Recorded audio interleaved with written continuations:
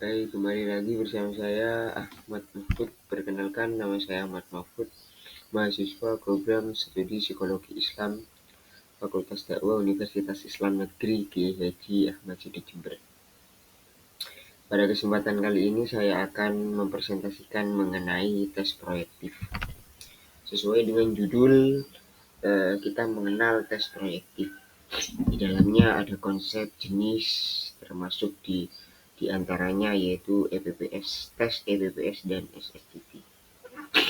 Etika dan nanti refleksi diri mengenai insight pembelajaran tes proyektif. Saya akan mengawali presentasi saya dengan pengantar tes proyektif. Jadi apa sih tes proyektif itu? Tes proyektif merupakan alat ukur kepribadian yang menggunakan stimulus ambigu. Untuk apa? Untuk mengungkap dinamika bawah sadar individu. Jadi tes proaktif itu memberikan stimulus ambigu seperti gambar yang tidak jelas, ambigu, kalimat yang belum lengkap. Itu merupakan stimulus yang diberikan kepada individu atau klien. Tujuan utamanya itu apa sih? Menggali aspek tersembunyi dari kepribadian seperti apa? Motif batin, terus ada konflik internal dan kebutuhan psikologis yang tidak disadari oleh klien tersebut. Nah, tes proaktif ini memberikan kebebasan berekspresi sehingga dapat menyingkap atau dapat mengungkapkan motif-motif dari kepribadian individu tersebut atau konflik batinnya. Jadi dalam tes psikologi itu ada tes proaktif dan juga ada tes inventory. Nah, ini berbeda dengan tes proyektif. Berbedanya karena dari stimulus yang diberikan itu lebih terstruktur dan eksplisit dalam tes inventory. Sedangkan tes proyektif itu menawarkan kebebasan berekspresi. Dengan apa? Dengan stimulus yang ambigu. Jadi klien itu dituntut untuk melengkapi sesuai dengan apa yang kondisi mereka alami.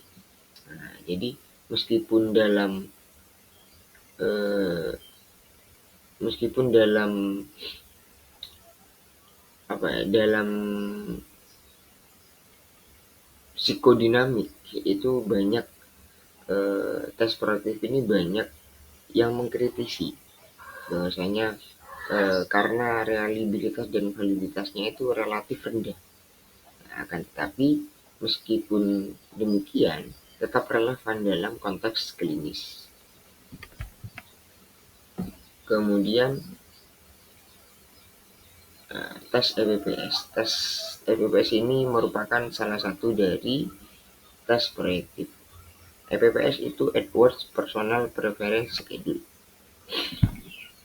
EPPS ini dikembangkan oleh Alan L. Edwards berdasarkan teori kebutuhan manusia Henry Murray.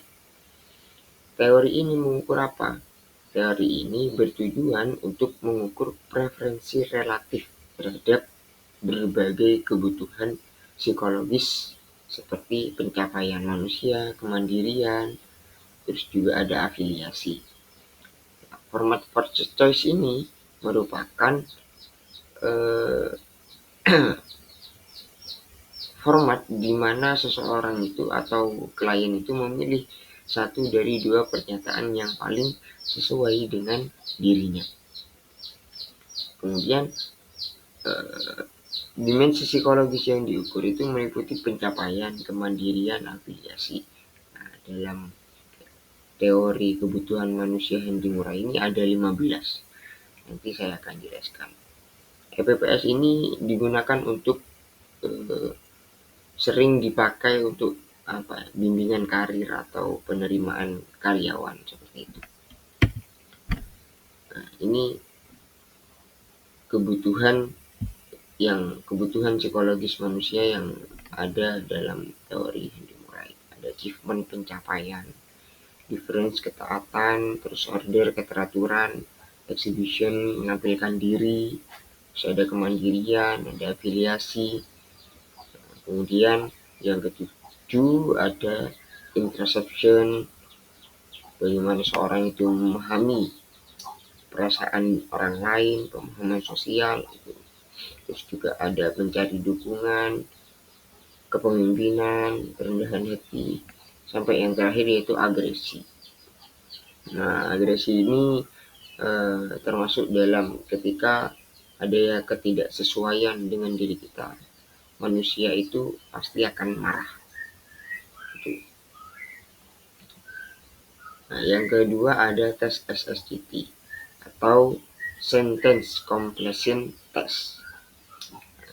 Dalam SSCT ini berbeda dengan EPPS tadi. Jadi tes SSCT itu merupakan salah satu tes berbentuk tes proyektif. Akan tetapi dalam SSCT ini peserta atau klien itu dalam tes ini itu hanya melengkapi kalimat yang belum selesai. Yang tadi itu mengungkap dengan pernyataan-pernyataan yang di dalamnya itu mencakup 15 kebutuhan. Nah, dalam SSCT ini peserta atau klien itu dituntut untuk melengkapi kalimat yang belum selesai. Teori dasar yang mendasari SSCT ini berakar pada teori proyeksi yang ada dalam teori psikoanalisa atau pendekatan psikoanalisa, di mana tokohnya ini dalam psikoanalisa itu merupakan Bapak Sigmund Freud. Seperti itu. Nah, tes proyektif ini tujuannya apa? Nah, tes SSCT ini SSCT ini biasanya itu digunakan oleh dewasa. Nah, untuk apa? Konteksnya itu untuk menggali penyesuaian diri. Jadi orang dewasa itu butuh penyesuaian diri. Untuk apa? Untuk bekerja atau untuk memilih bakat minat. Nah, ini SSCT bertujuan di konteks tersebut. Mekanisme tersebut, respon yang diberikan merefleksikan nilai pengalaman hidup dan konflik batin yang tidak disadari secara eksplisit. Nah, tadi dijelaskan bahwa SSCT itu harus mengharuskan individu melengkapi kalimat yang belum selesai, memungkinkan proyeksi yang dikeluarkan itu merupakan aspek bawah sadar dalam bentuk narasi pribadi. Selanjutnya ini aspek kepribadian yang diukur. Dalam SSCT itu tadi tujuannya untuk mengungkap aspek dari individual adjustment. Adjustment ini dibagi menjadi 4 aspek. Yang pertama ada keluarga, jadi sikap manusia terhadap sanak keluarganya, orang tuanya, bapak ibunya. Terus ada kakak adik, kakek nenek. Nah, itu. Kemudian seks itu merupakan hubungan lawan jenis, seperti sikap terhadap wanita, terus hubungan antar lawan jenis seorang itu bagaimana. Yang ketiga ada konsep diri, seperti kekhawatiran, kemudian kemampuan masa lalu, masa depan, dan cita-cita seseorang. Yang terakhir ada hubungan antar manusia, sikap terhadap teman, kenalan, atasan atau bawahan, rekan kerja itu masuk dalam aspek yang diukur dalam tes SSCT. Nah, poin yang keempat yaitu prinsip etika dalam tes psikologis. Jadi tes psikologis itu ada prinsipnya dan sangat penting untuk ditaati oleh seorang psikolog ataupun peserta. Nah, di sini ada 4 poin. Yang pertama ada kerahasiaan dan privasi yang harus dijaga. Baik itu kerahasiaan atau privasi dari identitas ataupun hasil dari tes tersebut. Yang kedua ada persetujuan. Persetujuan ini berbentuk informed consent yang diberikan sebelum tes dilakukan oleh psikolog kepada klien atau peserta tes. Jadi di situ di dalamnya berbentuk apa, yaitu penjelasan menyeluruh mengenai tes, terus persetujuan prosedur yang sebelum tes dilakukan. Yang ketiga ada interpretasi oleh profesional. Hasil data yang diperoleh dari tes tersebut harus diinterpretasikan oleh seorang psikolog yang profesional. Tidak boleh orang yang eh, belum memiliki lisensi untuk menginterpretasikan atau belum memiliki lisensi untuk melaksanakan tes, itu tidak boleh untuk melaksanakan tes atau menginterpretasikan. Yang terakhir ada larangan eksposur. Nah, di sini dari stimulus-stimulus yang ada, pertanyaan-pertanyaan yang ada dalam tes EPPS maupun SSCT ini tidak boleh diekspos, karena ini memungkinkan untuk mencegah manipulasi jawaban. Nah, seperti kok orang itu udah tahu jawabannya, nah dia pasti akan tidak menggambarkan secara pasti apa yang dialami oleh klien atau peserta tersebut. Yang terakhir, refleksi dan kesimpulan dari apa yang saya sudah pelajari. Di sini ada 3 poin, di mana yang pertama ada eksplorasi aspek terdalam. Nah, jadi dalam tes proyektif itu kita itu membuka ruang eksplorasi terhadap dinamika batin yang sulit diungkap secara langsung atau verbal. Itu pentingnya dalam tes proyektif EPPS maupun SSCT.